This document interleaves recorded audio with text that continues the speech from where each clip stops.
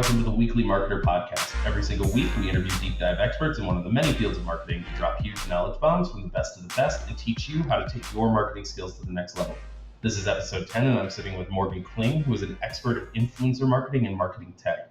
He's the CEO and founder of CloutHQ. In the past year, he's booked over 1,000 influencer placements, driven over 1 billion impressions with influencers, and worked with brands like 300 Entertainment, Ivory Ella, RIPNDIP, and Snow Teeth Whitening. Morgan, thanks for joining us. Thanks for having me, Jeremy. So this is really interesting. Influencer marketing, right? For those in the know, it's kind of been hot for a minute. For a lot of people, though, they're kind of just starting to hear about influencer marketing in the last 6 months or a year. How does one get into influencer marketing? How does one decide to basically start an influencer marketing platform? What's your journey up to this point looked like? For sure. So I think one of the biggest misconceptions in the influencer space is to actually get started, you need this big platform and you need like a program of different people and affiliates and all this stuff.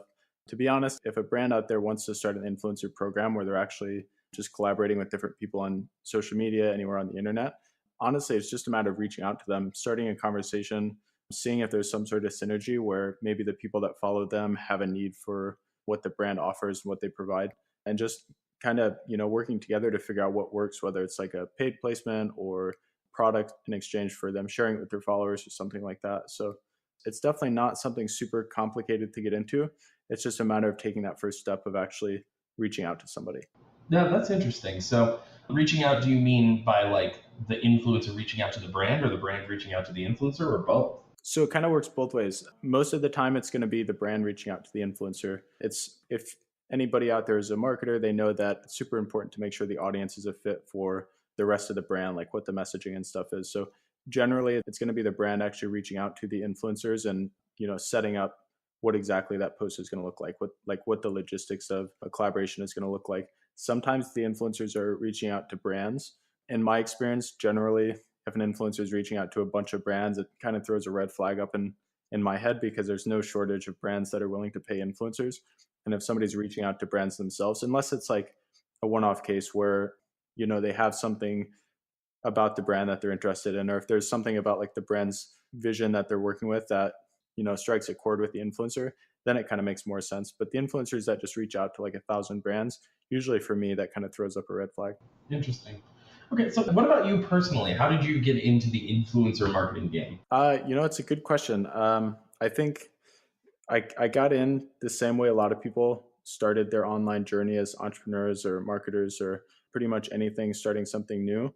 When I was 18, I got an apartment that I couldn't quite afford, and I had bills to pay and I really needed money. So I just started following people on Instagram. Like I would follow car pages and watch pages and different people that were like teaching an aspect of business that I thought would be interesting to learn about. And then after I kind of had an idea of like what the vibe there was of like what people were posting, like their messages, the types of brands they were working with, I just started reaching out to people that own these big accounts and different people that were like key figures in their space. And I just started building relationships with them.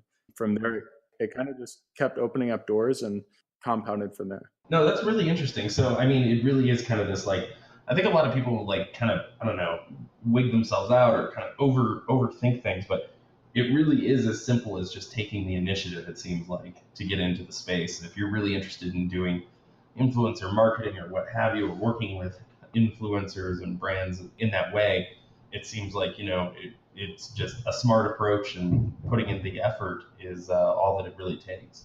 Exactly. I mean, I think all new things are a little uncomfortable for people. It's just a matter of taking that first step. I think it's a slight mix of being arrogant enough to think that you're capable of doing something that you might not be able to do at that point, but still being willing to have the humility to ask questions and ask for guidance when you actually need it. Oh, that's fascinating.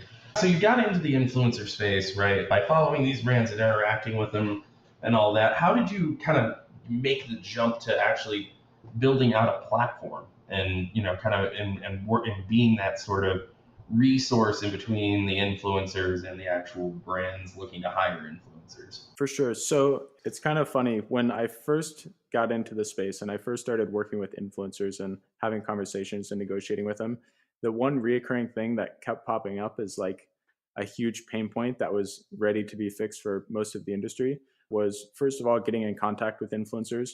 And then second of all, actually having a channel where you could hold them accountable if something didn't go wrong. And like calculating ROI and being able to come back to them with numbers saying, if that person has a lot of fake followers or the post didn't perform anywhere near like what you were expecting. The biggest need for me was just having an avenue where I could actually do that and be backed by some data where I could talk to the influencers. And, as anybody knows in the space, fraud is a big issue. So building the platform for me was just solving a problem that I was dealing with working with my clients. And then I realized that it would be a lot more fun if I could share this with the rest of the world. So yeah, it just came out of seeing a problem in the market, thinking I could solve it, and then just going from there. Well, having used the platform, granted on a limited basis, I think that you're doing a great amount of work towards solving a lot of these issues. I think that that's one of the kind of interesting things, right? When you see a lot of like emerging markets, and you might disagree with me on this, and feel free to call me an idiot. You wouldn't be the first. When you kind of see these huge opportunities in these unformed markets, right, where you can kind of get outsized ROI because it's not necessarily super understood, it's because there's kind of a lot of risk involved. And I think that, kind of as a market matures, it makes sense for products like CloutHQ to kind of come in and form things up a little bit more and kind of add some order to the chaos. So would you say that's kind of a fair assessment of where the market is moving? It's kind of been the Wild West, and now things are starting to be, as influencer marketing becomes a little bit more mainstream, things are starting to form up a little bit. What's your kind of take on the macro, where the market's been and where it's going?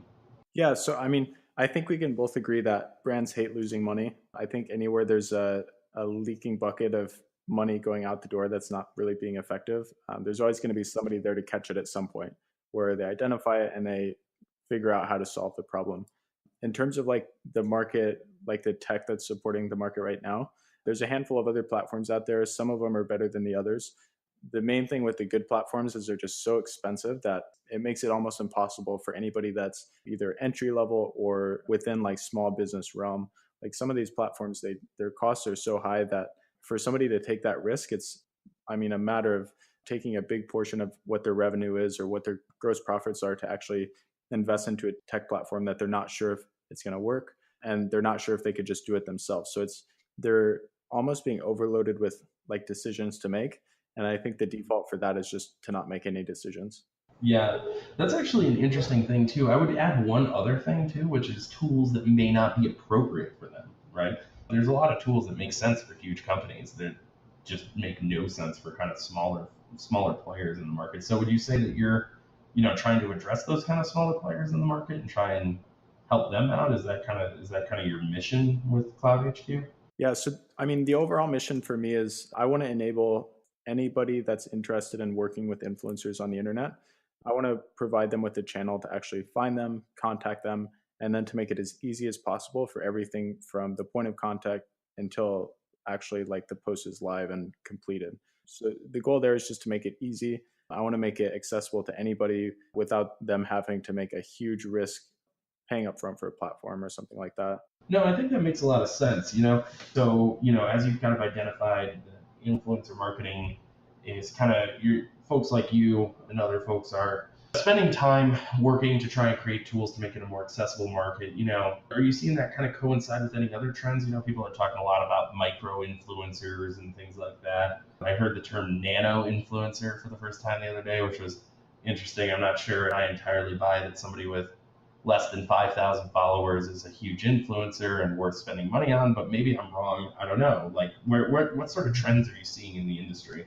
The main trend right now is just brands realizing that they can quickly and effectively reach out to influencers and have them do a paid post for them. Outside of that, like the general just understanding of how influencer marketing works and like what the expectations are, I think it's super interesting to see new platforms that are popping off that the entire content style that they're providing to the users is completely different. And it's always interesting for me to see how like the first movers in that space are able to take advantage of it. So like an app that I think of pretty frequently recently was TikTok. I don't know if you've used it or not, but I kind of got sucked into a rabbit trail last night with it and just scrolling through there. And it's kind of like Vine, but it's also like a totally different dynamic than what anybody is used to in terms of like Facebook and Instagram and Twitter and Snapchat and all these companies. So it's really interesting for me to see how those trends basically form a new market. Like anytime a new platform pops off, like new content agencies come up because, maybe they were the first ones to use it and they have it mastered better than anybody else. So like content is cool, like tracking tools that they're using is cool. Like even sometimes you see like new metrics are being defined because it is so specific and contextual to like a specific platform or content type. Yeah, no. So I actually have been a user of TikTok before it was TikTok, and then reached out about if they had plans for a self-serve advertising platform, and I got an email back in Chinese, which I don't read. So that was really interesting. So yeah, I'm familiar with it, but you're right. Like, so is that sort of the trend you're seeing? Is these kind of like, so people are starting to understand what influencers are. They're starting to understand a general framework of hiring them and engaging with influencers on some level as like a brand. I mean, engaging with influencers. So you're seeing kind of though as like new platforms pop up, that's kind of where the arbitrage opportunity is. Basically, that's where you're going to get the outsized results for underpriced media. Is that a kind of a fair assessment? Yeah, I mean, any new platform is a good opportunity. The issue with saying that is something that I think people should focus on is for every one good app that pops off, there's 50 of them that are just awful and terrible and like industry leaders say are going to take off because they're an investor in it or something like that. But I think if you identify something really early and you have a good feeling in your stomach about the overall direction of what the platform could become, first movers are always going to reap the biggest rewards from that. Even like a more recent example of something that really took off would be stories. I mean, before Snapchat, like stories didn't even exist. Like story as a word just meant like a story book that you'd buy at the library or, buy at a bookstore and read it that way. And now this new digital format of something that takes 15 seconds and you shoot a video and, now you can add links and stickers and now it's a way to communicate. Like it's completely new and it's a completely new market for people to take advantage of. So I think just having your thumb on the pulse of like what the market looks like is always a good thing because you can identify new trends early, and then just knowing what to follow and like knowing where to guide your attention and like what to pay attention to and what kind of is probably not worth your time. No, that's actually an interesting assessment, if you will. One of the kind of things that I found just personally when it comes to stuff though is it's kind of more of like at the same time like chasing trends can get you outside results, but you're right, you do have to be careful about which trends you're chasing, right? Because otherwise you can invest a lot in something that ends up going away. I'm reminded of oh my gosh, what was the name of that meerkat or something like that, right? That just up and disappeared one day, even though it was really popular.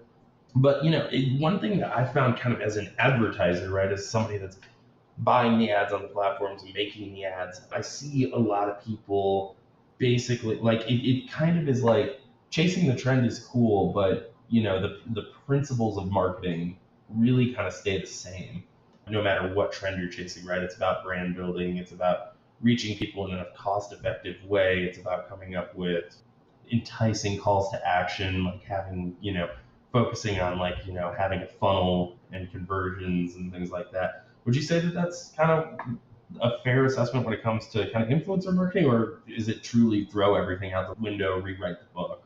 It's kind of half and half. I think if you look at where companies are being most profitable with influencers, it's not because they're focusing on how much can we make for every dollar we spend. If you look at some of the big brands that grew extremely fast, some of them led to big acquisitions, some of them are just, raking in cash as they sell their products. None of them were ever reaching out to influencers and saying, I need the cost per click to be this because we're expecting to make this off of each sale. It was more so just like enabling a giant group of people to promote their products. So I know it's not an answer that most people like because a lot of the people that I'm sure listening to your podcast are direct marketers. They're very much so about how can we improve performance and lower the cost for those marketing channels, which is completely fair. But I think influencer marketing needs a different approach. And I think the companies that see the most success are trusting the influencers to do their side of it. And then they maximize the value on the backside by just attaining assets, being strategic about how you use those assets, keeping an eye on like who's talking about your brand and what opportunities you have to maybe come up as like a leader in a certain industry or something like that. So I think it's very similar, but it's also very different. It takes more of a branding approach than performance marketing approach. But the people that are able to kind of switch off that switch in their mind of focusing so much on the numbers and just realize that it's a long-term game and it's something the value is compounded over time, and it's not something that you lose. Like, when you run a Facebook ad, it runs for 5, 6, 7 days, whatever, and then it's gone, and nobody really remembers the ad because, well, it was a Facebook ad and you're asking them to do something. Whereas an influencer post, like, you're having a person that somebody already trusts promote a product, they're posting it on their social media. Now you can retarget those people with the same content. You can use that person's face on different marketing channels. You can use that on your Instagram feed. There's just so many more opportunities that are extended out over past whatever the cycle of what that post is going to perform at. So you could still be capturing the value of one influencer deal 6 months later, 12 months, 18 months later, even though you only paid for it that one time. Right, absolutely. Yeah, I think that makes sense. I think that the other thing too is, I've been talking about like podcast advertising, and one of the kind of big trends there is that, a lot of people go back and binge watch podcasts. So if you're buying, 20,000 listens or something like that right now, right, in the future, that could well be millions and millions if it keeps going. And so there's kind of a lot of, I appreciate you saying basically that there's a lot more than just the top line metrics, if you will, right, when it comes to the value that influencer marketing is going to bring you. Is that kind of a fair assessment? Exactly. Yeah, I think the brands that take the best advantage of influencer marketing, they're focused on completely different things than the person that's running their Facebook ads are. And I think it's just a matter of realizing where you can actually excel in a space and just, doubling down on those. Yeah, I mean, I've long been a proponent of kind of balancing. I think that, splitting up perceived brand marketing versus direct marketing has always been kind of silly to me because they're so intertwined that why should those be separate teams? You know what I mean? Obviously, there's different people with different skill sets, but at the end of the day, these they're intrinsically intertwined with one another. And it seems like what you're saying is that when it comes to influencers and stuff, you need to have an eye to both.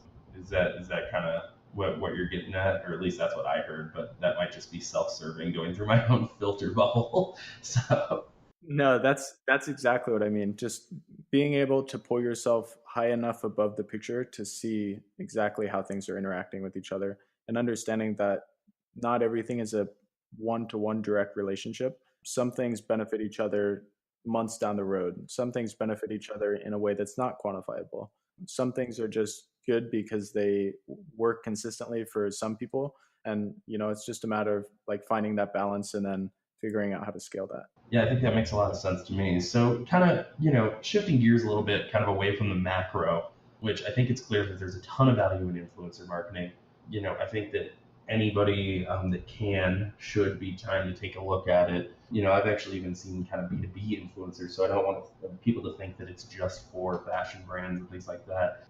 But that said, as I kind of shifting gears a little bit, what's some stuff that you see people in the space, brands in the space specifically, because a lot of my listeners tend to be more startups, and it's a lot of startups and then a lot of agencies. Very so is kind of the audience, or at least kind of what I perceive the audience to be. So, what are you seeing people doing right in the space, and what are you seeing people doing wrong in the space on kind of a tactical, practical sort of level? Good question. I think it's tough to pinpoint exactly what people are doing right because there's a lot of things that you can be doing well and systemize and make it so it's kind of effortless to actually do that. I think the brands that stick out in my mind that are doing stuff incredibly well would be the ones that are sending their products to influencers with handwritten notes about exactly why they sent this product to the influencer. Ultimately, that's how you're going to build the type of brand credibility with the people that you want to be sharing your products. So it's a little bit different. And I think people, like we kind of mentioned earlier, people are hesitant to try something new. Anything that takes more effort than they're used to is usually put at the bottom of their to-do list, and that can gets kicked down the road for a long time usually. So the brands that are doing really well, they realize that they need to get their products in the hands of influencers, and then they need to tell the influencers above what their normal packaging has included in it why they're sending that to them and why they thought it would be a great fit. So I think of the companies that are very specific about why they're sending stuff, what they're sending, and maybe even doing research like on an influencer's past. Like, for example, I talked to a company not too long ago. They were selling, it was like a health supplement for people struggling with like stomach issues and stuff like that. And one of their tactics for actually reaching influencers was reaching out to people and maybe doing some research on that person's history with, dealing with certain symptoms about stuff. Like, if somebody has a stroke in the past, for example, like this product had some effects where it was able to make that better or is able to treat that to an extent. And they reached out with a very generous handwritten note about that story and like why they thought it'd be a great fit. And now just that one deal has led them to 50 other deals where people are like, wow, your product also solves this issue for me. I'm going to share it with my friends, and like I don't expect anything in return. So that's interesting that you say all of that, because it sounds like kind of, and what you're hinting at, I think, is that you don't always have to kind of pay influencers in cash. You can just send them your product and hope that it's something that, kind of resonates. Is that kind of what you're saying, or am I putting words in your mouth there?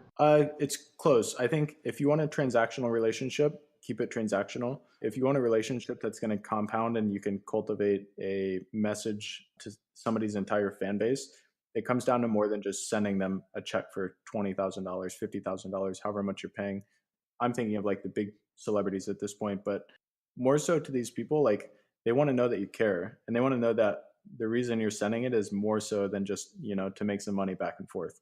Like I think at some point everybody hits a stage where they're pretty good at sniffing out like the people that are just chasing the money and chasing the sales and stuff. And it's really refreshing for those people to actually realize that there are brands out there that are promoting products because they have a vision for how they can actually change the world or solve a big problem in a market. So I think those are the companies that are actually going to excel and actually take full advantage of it. So are you basically saying that kind of like from the transactional side, it's not necessarily just like sending them or just paying them? Sometimes it's a combination of both. And then from kind of the other side too, if you can sell the influencer on the story, you're going to get more mileage kind of out of your marketing, right? Because they're going to be more passionate when they're making content. It's not just a paycheck for them. It's something that they actually care about, to some extent, and you're going to be able to, you're going to be able to like help them personally and create like a real bond with them. Is that kind of what you're saying? Exactly. I mean, if you start with why every single time you start working with an influencer, like the reason you're reaching out to that person, even when it comes to like the outreach and the message and everything like that, like if you start with the reason you're actually interested in working with them, it's always going to turn out to be a better relationship back and forth.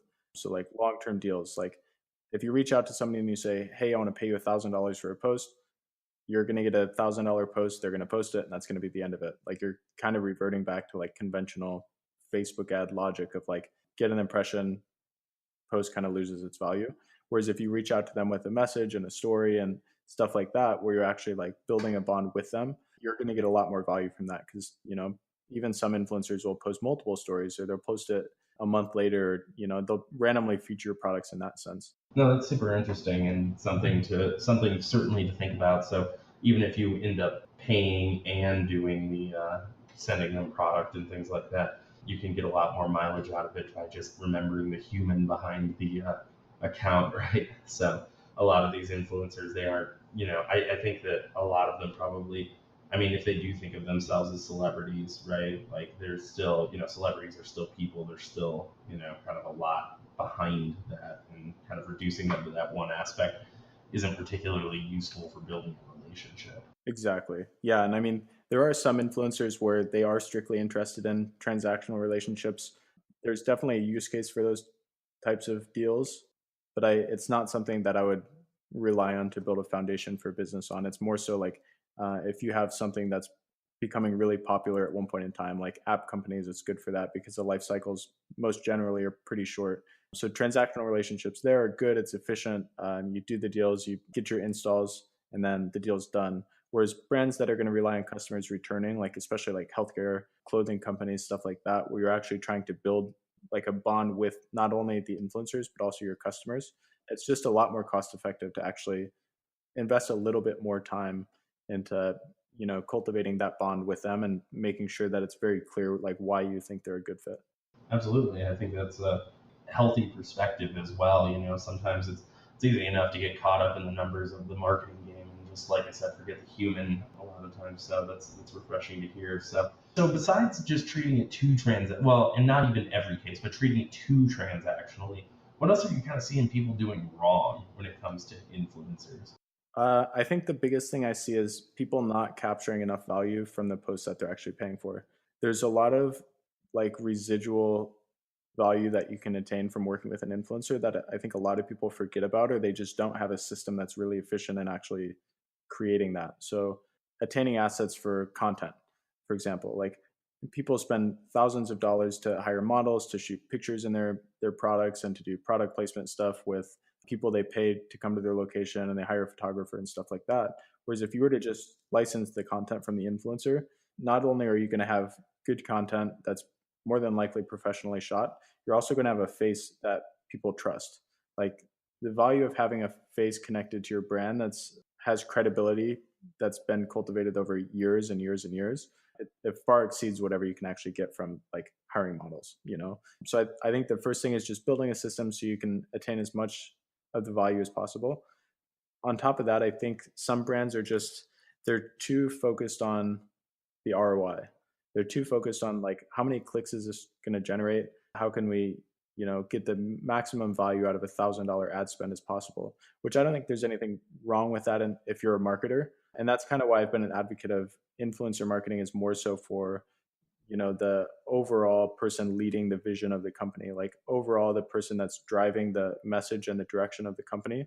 I think influencer marketing is better suited to be driven by that person rather than the person that's, knee deep in data all day, every day, and, really focusing on maximizing the value of ad spend. Sure, absolutely. I think that that's a very nuanced view of it.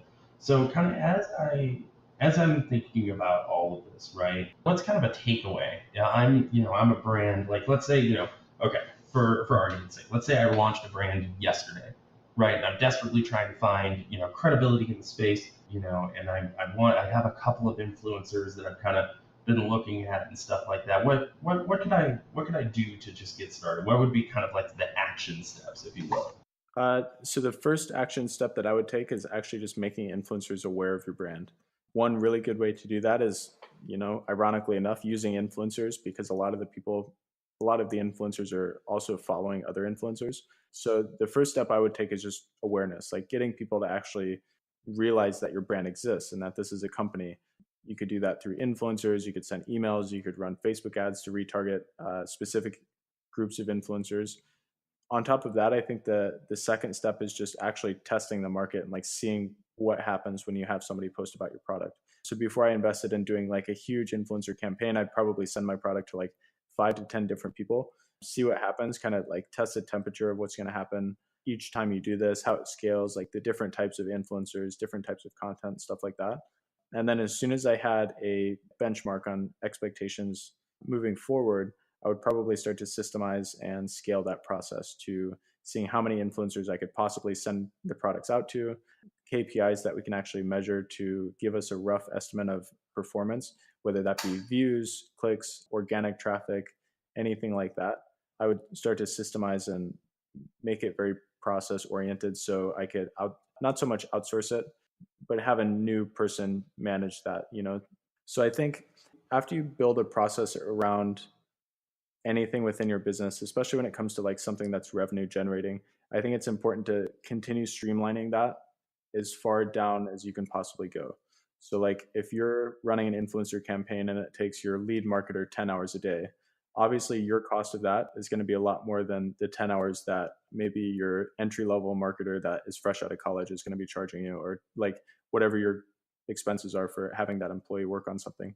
And I think the more you can systemize that, the further down that line you can go, and you can put it in the hands of people that are costing you less in terms of just labor. Okay, that's great. Yeah, I think that that's fantastic. And then, kind of last thing on the takeaway part here, kind of thinking about what's the biggest miss that you see just consistently, and you just wish if you could eliminate it from the universe of influencer marketing, what would you just make go away? I'm a genie that can make go away one bad thing in influencer marketing. What is that? Oh man, there's there's there's so many You get issues. one wish, not 50. Yeah. Man, if I could narrow it down to one wish, I think the biggest problem in the influencer space right now is it's very new, and it's very hard for people that have a consistent channel of driving revenue to switch their focus away from that onto something that's not always so consistent. It's not so easy to track it and optimize it and stuff like that. If I could have one wish, it would be that there was a platform that could optimize influencer campaigns as much as Facebook optimizes their ad campaigns.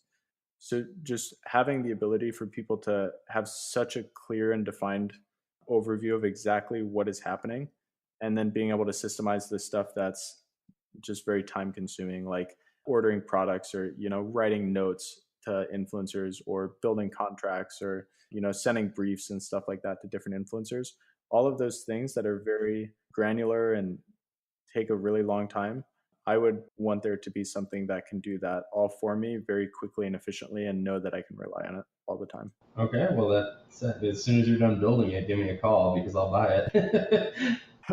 For sure, man. That's kind of the goal, is just to build something that allows everybody to actually run their influencer relationships through one central place and know that the data that they're seeing is extremely relevant to what they're actually working towards. Well, I think, yeah, once you can kind of attach metrics, especially holistic metrics, I think people start to see kind of the more value in it. So, yeah, that's great. So I'm gonna kind of transition over to, I've got a number of mailbag questions from the community.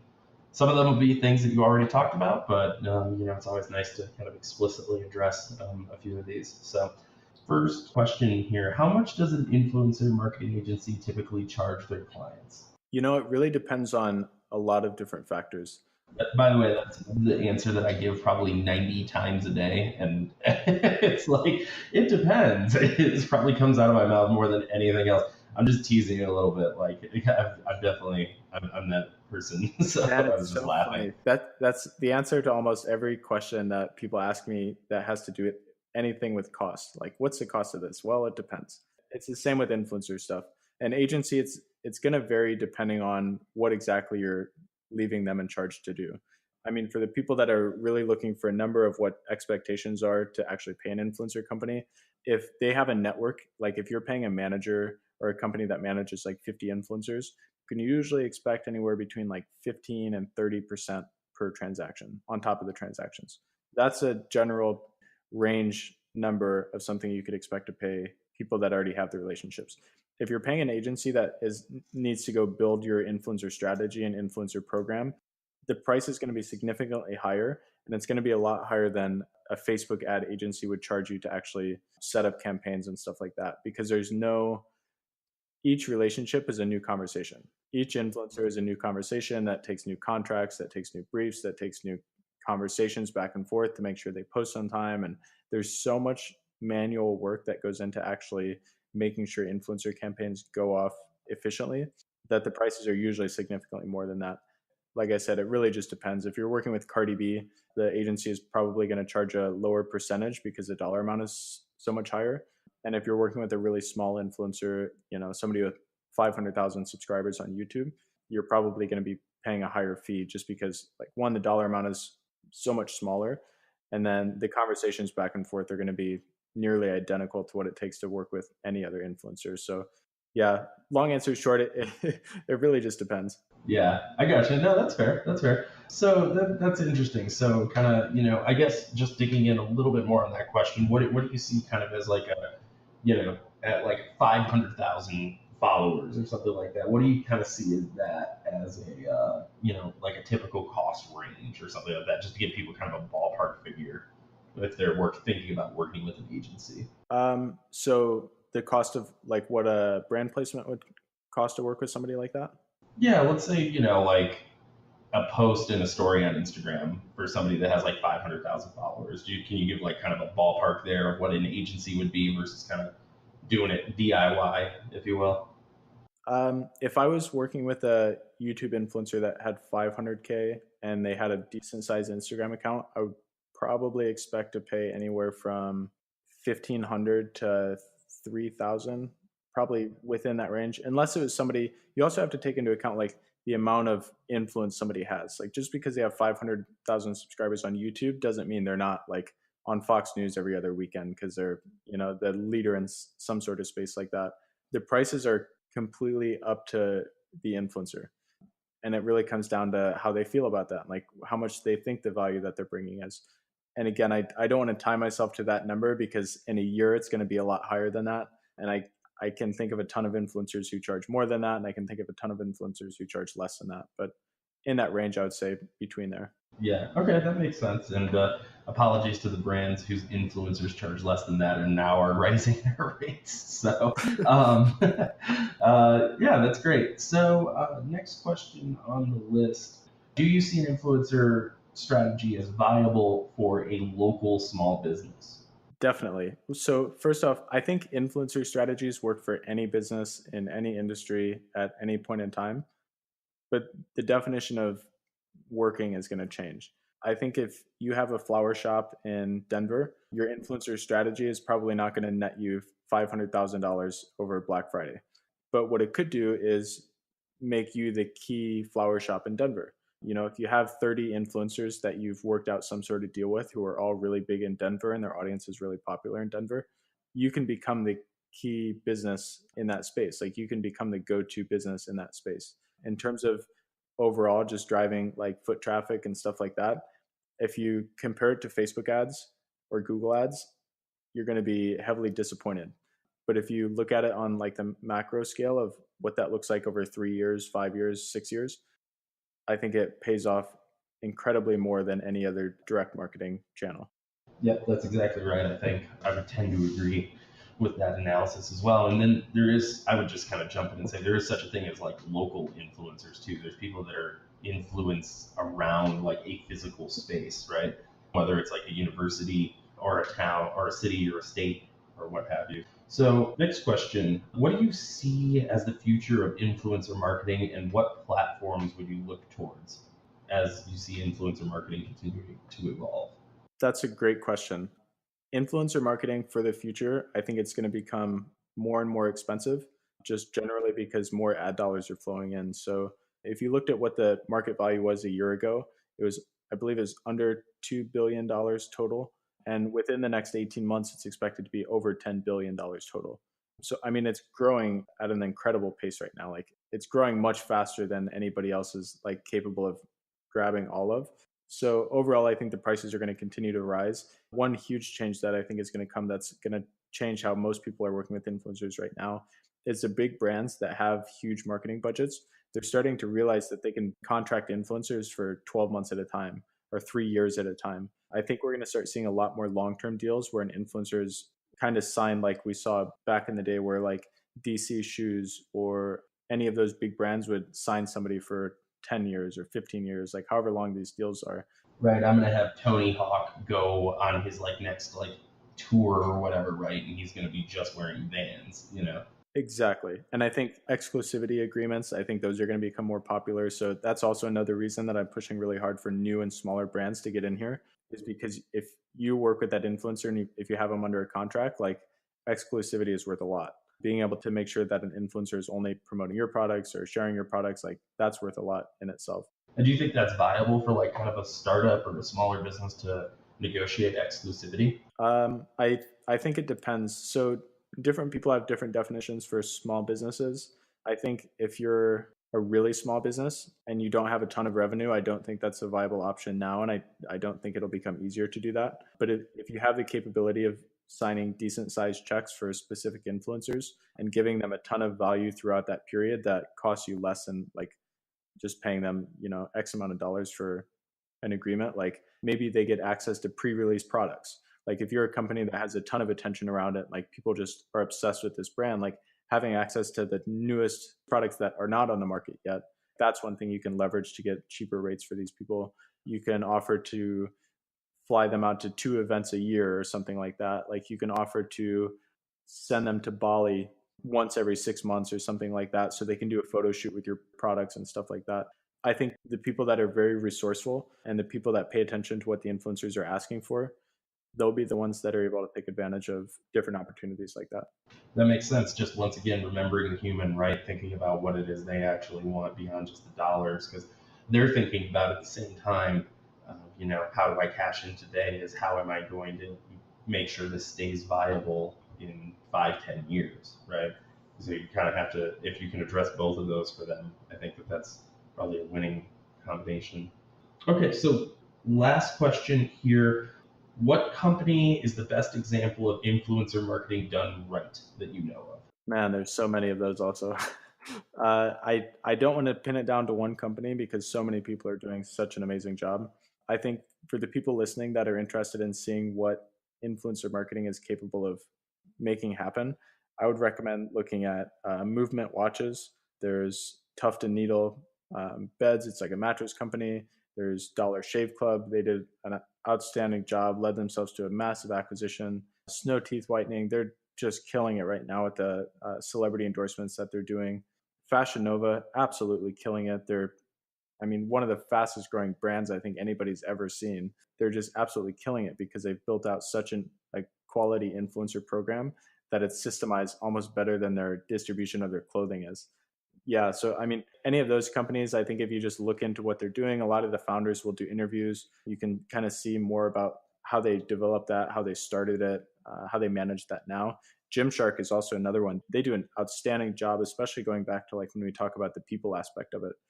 The way that they treat the influencers that are ambassadors for their company is so much different than you would expect for somebody to treat like an ambassador or an affiliate like that. Like they go as far as like they call them athletes. They're not influencers and they're not affiliates or anything like that. They're athletes. They treat them just as if they were signing a contract with, as if they were Nike.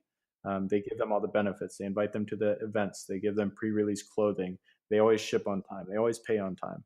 They've got it down to such a science that they're scaling their companies so quickly that they're literally running out of space to like run their operations. And I think a huge aspect of that, hands down, is definitely attributed to actually working with the influencers and working with them well. No, that's fantastic. So, I mean, definitely check out those companies. Gymshark, I actually saw something about them on Reddit yesterday. So that's kind of funny that you bring them up as well. So, yeah, I think they just released a video. They did a tour of their headquarters. If you see their headquarters, to realize that this I think his name is Ben. I forget what his last name is, but the founder of Gymshark, like this guy started from his bedroom and then he scaled it a little bit further, and like it goes through the entire story, and it's just surreal because I know that there's a lot of companies out there and you see the CEOs and you're like, wow, that's amazing. Like it's super cool. You've accomplished that, but I could never do that. But what's really interesting right now is you can go back like 3, 4 years and see companies where the person literally worked at like McDonald's or like they worked at Starbucks or something, or they started a company from their dorm room. Like Movement Watches is a perfect example of that. They were one of the first people to start taking advantage of Instagram influencers. They started their company. They didn't really have a clear vision of how to do that, or like, you know, they weren't business experts or anything like that. Like both of them were in college. And just from the actual grind of figuring out what works and what doesn't work, doubling down on what's working and scaling that to a point where it's systemized. I mean, they reached a huge acquisition that like 20 years ago you never would have saw that.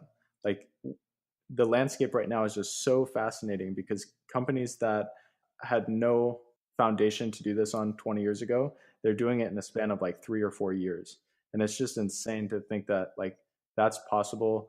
A lot of these people are putting out content because I think some of them are just as surprised as everybody else. And like they want to share with the world, like, hey, this is what I learned. And like, I think you can do this also. And it's not even just limited to like watch companies or clothing companies or teeth whitening companies or anything like that. There's so many niches out there that are not even touched by influencer marketing. I mean, there's some industries out there that haven't even been touched by digital marketing, like performance marketing. I think the companies that recreate that, it's the growth that they're experiencing is just phenomenal. It's absolutely insane. and the one thing that I think is kind of cool is I see that really successful people, they take and they make the influencer marketing kind of work with their brand really well by being thoughtful about it, right? So I'm reminded of a hotel that's in Dublin, Ireland, that I'm going to go ahead and say they do use influencer marketing because they pick fights with influencers, and that's literally their whole thing. So they'll like argue with influencers and then like post like the email arguments or whatever and things like that, and that was like actually hugely successful to them. I'm not necessarily advocating that strategy, but I'm just saying, kind of even if you're anti-influencer, you are ultimately influencer and or using influencers. And I think it's just so interesting to see how dominant it's becoming in the space. I don't know if it'll be completely overwhelmingly dominant, but I think that, it's definitely here to stay. And if you're building a brand, if you're building any sort of company, whether it's, a local donut shop or something like that, all the way up to, trying to build the next movement watches or what have you, I think that you need to be paying attention to influencers. So Morgan, truly, truly appreciate you coming on to the show here. Want to give you an opportunity. I give every one of my guests the opportunity to pitch whatever they want at the end of the episode. I've had people pitch charities. I've had people pitch, just very random things. Obviously, company is the most popular, but yeah, so feel free to take a few minutes and pitch whatever you would like. Sure. I appreciate the opportunity of you actually bringing me on here, first of all. So I just want to give a huge shout out to you, because what you're providing to the people listening to these podcasts and to your YouTube videos and even on your Reddit channel, I mean, the people that are doing that, I can't thank enough, because I know how much effort it takes to actually manage that much content being put out. And I genuinely just really want to tell you that I appreciate how much effort you put into that. I truly appreciate it. Thank you. That's very kind of you.